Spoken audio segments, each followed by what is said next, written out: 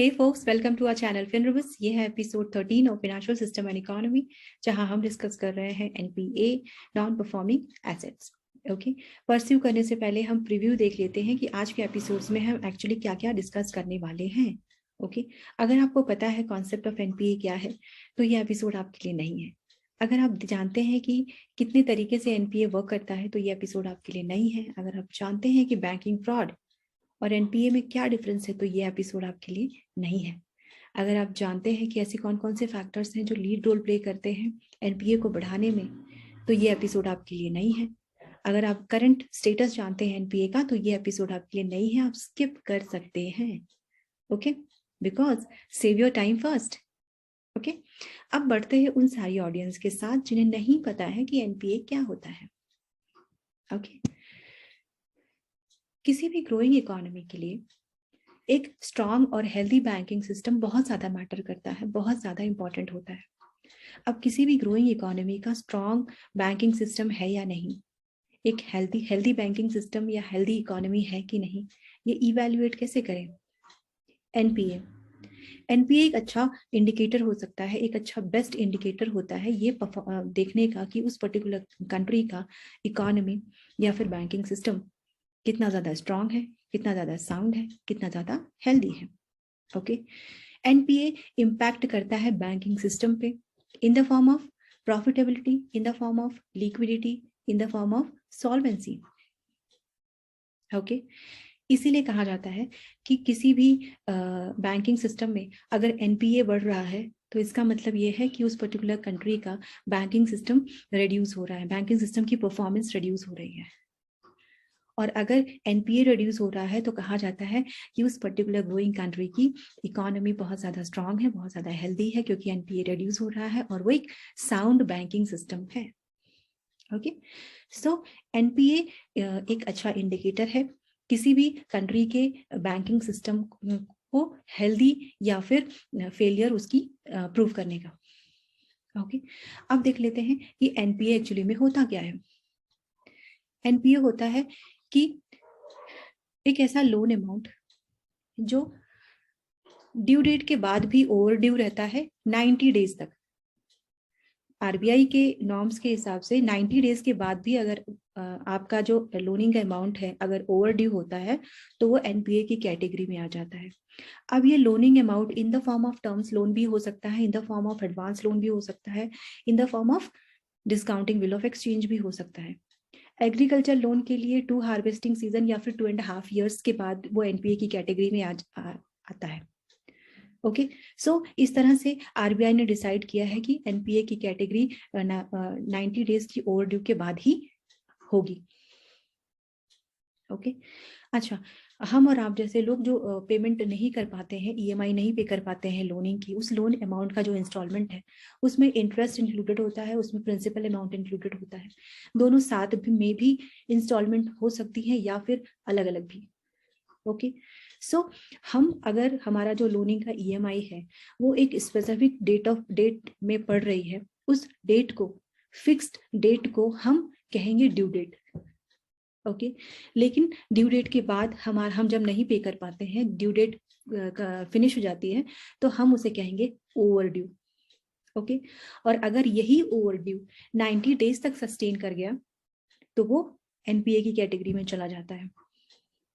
Okay, अब NPA के अलग अलग टाइप्स हैं, जैसे ग्रॉस एनपीए है, नेट एनपीए है, क्लासिफिकेशन भी एनपीए के हैं, जैसे सब स्टैंडर्ड है, प्रोविजन ऑफ डाउटफुल डेट्स हैं, फिर लॉस एसेट्स हैं। ये हम डिस्कस करेंगे वन बाय वन आगे आने वाले एपिसोड्स में। बट अभी for the time being NPA वो अमाउंट होता है, डिफॉल्टर्स होते हैं, हम और आप जैसे लोग जो लोन नहीं पे कर पाते हैं 90 डेज तक, ओवरड्यू होता है वो 90 डेज के बाद एनपीए की कैटेगरी में आ जाता है। ओके, फिर वे ऑफ एनपीए क्या है?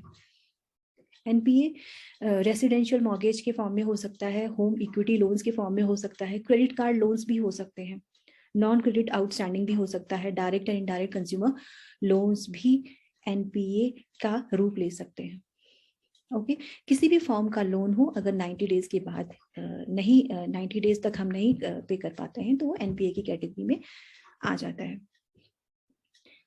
अब देख लेते हैं कि डिफरेंस क्या है बैंकिंग फ्रॉड में और एनपीए में। बैंकिंग फ्रॉड एक क्रिमिनल ऑफेंस होता है जिसमें हम मलाफाइड इंटेंशन के साथ ये सोच के जाते हैं कि हम लोन तो ले रहे हैं लेकिन लोन देना नहीं है। ओके, एनपीए के साथ ऐसा नहीं है। एनपीए एक ऐसा लोन है या फिर एक ऐसा एडवांस है जिसमें हम देना तो चाहते हैं लेकिन हम दे नहीं पाते। हमने लोन इस इंटेंशन से नहीं लिया था कि हम लोन देंगे ही नहीं। हमें कोई बिजनेस स्टार्ट करना है, हमें स्टार्टअप करना है, हमें अपने बिजनेस को एक्सपांड करना है, ओके, या फिर किसी भी पर्पस के लिए हमने लोन लिया हो, लेकिन हमारा जो इंटेंशन है वो बोनाफाइड था।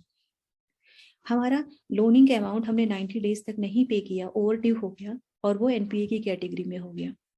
बेसिक डिफरेंस बैंकिंग फ्रॉड और एनपीए का इंटेंशन है। बैंकिंग फ्रॉड मलाफाइड इंटेंशन के साथ होता है, एनपीए बोनाफाइड इंटेंशन के साथ होता है। ओके, नेक्स्ट है ऐसे कौन कौन से फैक्टर्स हैं जो एनपीओ को बढ़ाने का काम करते हैं, जिसमें लीड रोल प्ले करता है poor loan management policy.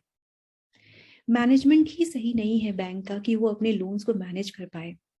Okay, इसमें मैनेजमेंट इन द सेंस कि हमें इवैल्यूएट करना कि इस पर्टिकुलर आइडिया को, इस पर्टिकुलर बिजनेस को कितना लोनिंग अमाउंट सैंक्शन करें, उसकी एसेट्स क्या है, उसकी लायबिलिटीज क्या है, उसको इवैल्यूएट करने के बाद डेट इक्विटी का रेशियो जज करने के बाद, रेशियो एनालिसिस को एनालाइज करने के बाद, okay, working capital, cash flows और उस पर्टिकुलर कंपनी के जो सोर्सेज ऑफ फंड हैं, एप्लीकेशंस ऑफ फंड हैं, इस तरह के अलग अलग रेशियोज को इवैल्यूएट करने के बाद ही हमें डिसाइड करना होता है कि उस पर्टिकुलर कंपनी के आइडिया को हम कितना अलाउ कर सकते हैं लोनिंग अमाउंट। ओके, ये सब इवैल्यूएट करने के लिए मैनेजमेंट ही सही नहीं है, तो वो क्या करती है, वो एनपीए को बढ़ाने का काम करती है। अब अगर मैनेजमेंट ही सही नहीं है तो उस पर्टिकुलर कंपनी को, उस पर्टिकुलर प्रोजेक्ट को जो फंड अलाउ करेगी वो प्रॉपर नहीं होगा, जिसकी वजह से अगर वो कंपनी लोन पेमेंट नहीं कर पाई तो वो एनपीए जनरेट कर देगा। ओके, इम्प्रॉपर क्रेडिट अप्रेजल भी, बिजनेस फेलियर भी। फॉर एग्जाम्पल, जैसे कि पेंडेमिक के पीरियड में टूरिज्म सेक्टर, होटल के जो सेक्टर्स हैं वो सब सफ़र कर रहे हैं। अगर ऐसा कोई कंपनी है जो होटल या टूरिज्म सेक्टर में आया है बिकॉज ऑफ पेंडेमिक, उसने कितना भी कैपिटल लगाया हो, कितना भी लोनिंग अमाउंट सैंक्शन करवाया है उस अपने पर्टिकुलर प्रोजेक्ट में, लेकिन अगर उसका पर्टिकुलर बिजनेस चला ही नहीं, प्रमोट ही नहीं हुआ, कोलैप्स कर गया किसी भी रीजन की वजह से, चाहे वो पेंडेमिक की वजह से हुआ हो या फिर लॉकडाउन की वजह से हुआ हो, किसी भी वजह से हुआ हो, लेकिन इंपॉर्टेंट ये है कि ना बिजनेस चला, ना लोनिंग अमाउंट रीपे हुई, और जिसकी वजह से क्या हुआ, एनपीए बढ़ गया। ओके, सो ये सारे फैक्टर्स लीड रोल प्ले करते हैं एनपीए को बढ़ाने के लिए। पुअर रिकवरी ऑफ रिसीवेबल्स, अगर आपका बिजनेस किसी के अमाउंट रिसीव करने पर डिपेंड है और अगर आपने रिसीव ही नहीं किया है तो पे कहाँ से करेंगे। Sluggish legal system, for example, sluggish तो नहीं कहेंगे लेकिन फॉर एग्जाम्पल, अगर हमारा ये आइडिया है कि हम सेकेंड हैंड गाड़ी ले लेते हैं और अपने बिजनेस को एक्सपांड करेंगे, अपने बिजनेस को डेवलप करेंगे, ओके, लेकिन गवर्नमेंट की स्क्रैपेज पॉलिसी आ गई, बिजनेस कोलैप्स कर गया हमारा। ओके, सो ये एनपीए का काम करता है, एनपीए को बढ़ाएगा। इंडस्ट्रियल रिसेशन हो गया, एडवर्स एक्सचेंज रेट पॉलिसी हो गई, रेट्स हो गए। ओके, सो इस तरह के टेक्निकलिटीज भी डायरेक्टली इनडायरेक्टली ऐसे फैक्टर्स हैं जो एनपीए को बढ़ाने का काम करती है। ओके, सो इस तरह से एनपीए बढ़ता है। अब देख लेते हैं कि एनपीए का करंट स्टेटस क्या है। अगर हम देखेंगे 2019 में, तो 2019 में 7.5 trillion rupees, Indian rupees NPA था। ओके, लेकिन अब 2021 में एनपीए का स्टेटस अप्रोक्सीमेटली 6.17 ट्रिलियन है। पब्लिक सेक्टर बैंक्स के लिए collectively owned by approximately 6.17 trillion, okay, NPA है। हाँ, ये क्या इंडिकेट करता है, ये स्लो है बट थोड़ा रिलीफ है, स्लाइट रिलीफ। ओके, सो ये पब्लिक सेक्टर का जो एनपीए है उसके इकोनॉमी को जज कर रहा है कि थोड़ा सा हम इम्प्रूव हुए हैं। अच्छा, ये डेटा मैंने लिया है statista.com से, उसका लिंक भी मैंने यहाँ पर पेस्ट कर दिया है ताकि आप लोग रिफर कर पाए। ओके, सो ये डेटा गवर्नमेंट ने ऐसी कौन कौन सी स्ट्रेटेजी अडॉप्ट की इस एनपीए को रिड्यूस करने में।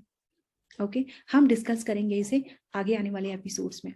ओके, कि ऐसे एनपीए से टैकल करने के लिए हमने अभी तक कौन कौन सी स्ट्रेटेजी अप्लाई कर ली है। अभी हम रिसेंट में आरबीआई ने कौन से ऐसे अपनी गाइडलाइंस इशू किए हैं एनपीए को लेकर के, जिसकी वजह से एनपीए रिड्यूस हो रहा है।